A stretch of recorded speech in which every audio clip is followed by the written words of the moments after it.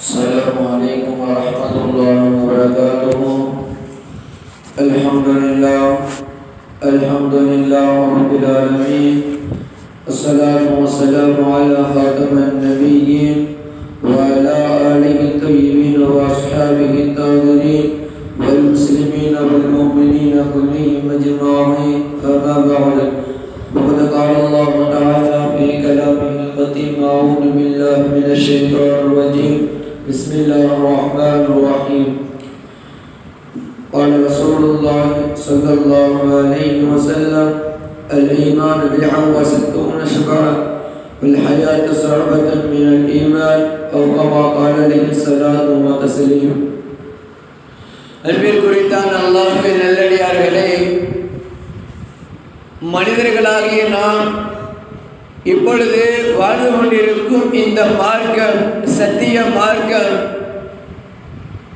எந்த தலைவர் இந்த பூவுலகத்திற்கு ஜனித்து ஒட்டுமொத்த மனித சமுதாயத்திலேயே வழிநடத்தி சென்றார்களோ அப்படிப்பட்ட ஒரு புனிதமிகு மார்க்கம் புனித இஸ்லாமிய மார்க்கம். பேர்பட்ட புனித இஸ்லாமிய மார்க்கத்தில் நம் அனைவர்களும் ஒன்று கூடி உருகுழும்பி நாம் எல்லாம் வாழ்ந்து வந்து கொண்டிருக்கின்றோம். அன்பானவர்களே, இந்த இஸ்லாமிய மார்க்கம் முஸ்லிமானவர்களின் மீது என்னென்ன விதிகளை விதிக்கின்றது, என்னென்ன கடமைகளின் மீது செயலாற்ற கூறுகிறது என்று அல்லாஹும் அவனுடைய தூதுவரும் எத்திட்ட விதிபடிதான் நாம் எல்லாம் வாழ்ந்து வந்து கொண்டிருக்கின்றோம் இந்த இஸ்லாமிய மார்க்கத்தின் மீது. அன்பிற்குரித்தானவர்களே, இஸ்லாமிய மார்க்கம் ஈமான் என்ற ஒரு கொள்கையை நமக்கு அறிமுகப்படுத்துகிறது. அதாவது இஸ்லாமிய கடமைகள் என்று பார்த்தால் அதிலே 5 கிளைகள் ஐந்தில் முதல் கிளை என்று ஈமான், இறைவனை நம்புதல் என்று நமக்கு ஒரு கடமை தென்படுகின்றன. அந்த ஈமானிலே கிட்டத்தட்ட 60ற்கு சுற்ற கிளைகள் இருக்கின்றனவாம். நபி ஸல்லல்லாஹு அலைஹி வஸல்லம் அவர்கள் சொன்னார்கள்: அல் ஈமானு பில்உ சித்தூன ஷுஅபா. கிட்டத்தட்ட ஈமானிலே 60ற்கு சொச்சம், 60ற்கு 70ற்கு சொச்சம் கிளைகள் உள்ளன என்பதாக நபி ஸல்லல்லாஹு அலைஹி வஸல்லம் அவர்கள் நமக்கு சொல்லி காட்டினார்கள். அதிலே ஆக உயர்ந்த கிளை, ஈமானிலே ஆக உயர்ந்த கிளை லா இலாஹ இல்லல்லாஹ் முஹம்மது ரசூலுல்லாஹ் என்ற திருக்கலிமாவை முழுமையாக நம்பி வாழ்வின் மூலமாக நடத்தி வாழ்வது.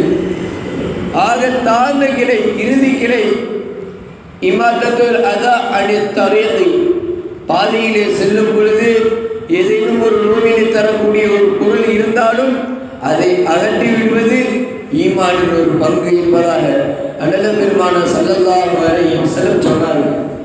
அன்பானவர்களே, இன்று நாம் பார்க்க வேண்டிய ஒரு விஷயம் அல் ஹயா என்னும் வெட்கம். அன்பானவர்களே, நபி ஸல்லல்லாஹு அலைஹி வஸல்லம் சொன்னார்கள்: அல் ஈமானு பில்உ சித்தூன ஷுஅபா வல் ஹயா. இந்த வெட்கம் இருக்கின்றது ஷுஅபத்தும் மினல் ஈமான், ஈமானிலே ஒரு கிளையாக இருக்கின்றது. வெட்கம் ஈமானில் ஒரு கிளையாக இருக்கின்றது என்பதாக சொன்னார்கள். அப்ப ஒரு மனிதன் ஈமான் கொண்டிருக்கின்றான் என்றால் அவனிடத்திலே கண்டிப்பாக வெட்கம் என்பது ஒன்றே இருக்கத்தான் செய்யும்.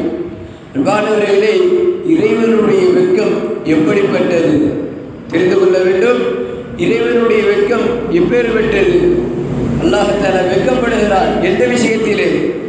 ஒரு அடியான் பாவம் மன்னிப்பு தேடுகிறார். அவருடைய துஆவை ரப்புல் இஸ்ஸத் அல்லாஹ் ஜல்ல ஷானுஹு தஆலா அந்த பாவ மன்னிப்பை ஏற்காமல் இருப்பதற்கு ரப்பு வெட்கம் கொள்கிறாராம். அந்த துஆவை என்றாவது ஒரு நாள் அல்லாஹ் அங்கீகரித்தே தீருவான்.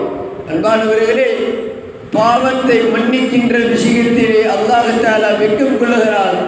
அடியாரை எப்படியாவது மன்னித்தே தீர வேண்டும் என்ற ஒரு முழு நோக்கத்தோடு ஏன் அடியான் கேட்பான், யா அல்லாஹ் நான் பாவ மன்னிப்பு கேட்டுக்கிட்டே இருக்கேன், ஆனால் மன்னிக்கலையே. நான் துவா செஞ்சுக்கிட்டே இருக்கேன், என்னுடைய துவா அங்கீகரிக்கப்படுவதே இல்லையே. ஆனால் அல்லாஹ் துஆவை தௌபாவை அங்கீகரிப்பதை விட்டும் அல்லாஹ் தஆலா வெட்கம் கொள்கிறான். அன்பானவர்களே, இன்றாவது ஒரு நாள் அல்லாஹ் தஆலா அதை நமக்கு தந்தே தீருவான். அண்ணல் பெருமானார் ஸல்லல்லாஹு அலைஹி வஸல்லம் அவர்கள் எதிரே வெட்கம் கொள்கிறார்கள். அடியான் ஏதேனும் ஒன்று கேட்டுவிட்டால் தூதுவராக நபி ஸல்லல்லாஹு அலைஹி வஸல்லம் அவர்கள் வந்துவிட்டார்கள்.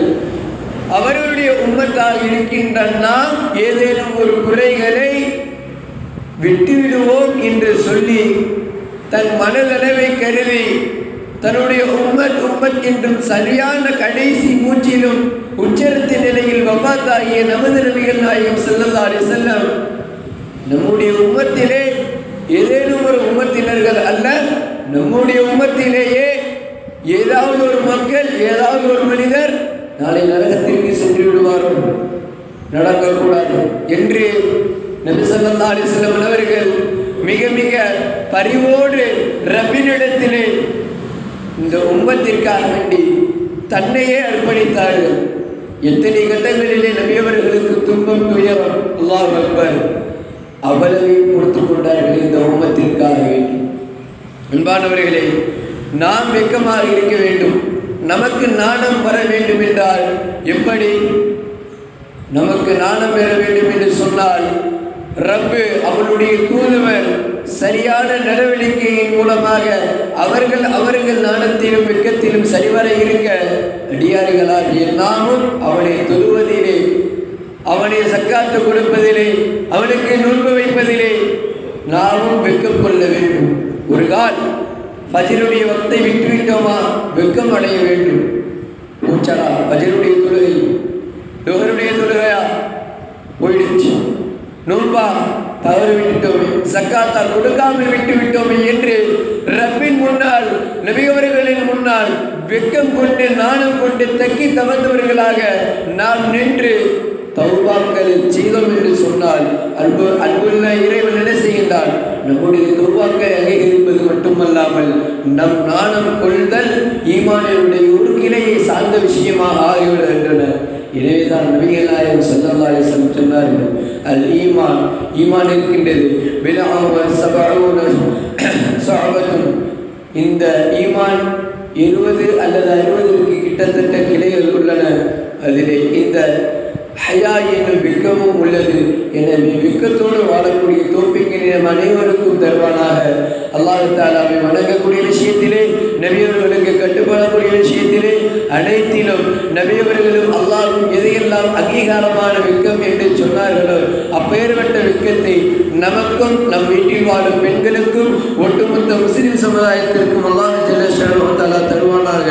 அல்லாஹ் தஆலா அவனுடைய பொருத்தத்தோடு சுவனம் செல்லக்கூடிய பாக்கியத்தை நம் அனைவருக்கும் தருவானாக என்று துஆ செய்தவனாக இறுதியில் நிறைவு செய்கிறேன். அஸ்ஸலாமு அலைக்கும் வரஹ்மத்துல்லாஹி வபரகாத்துஹு.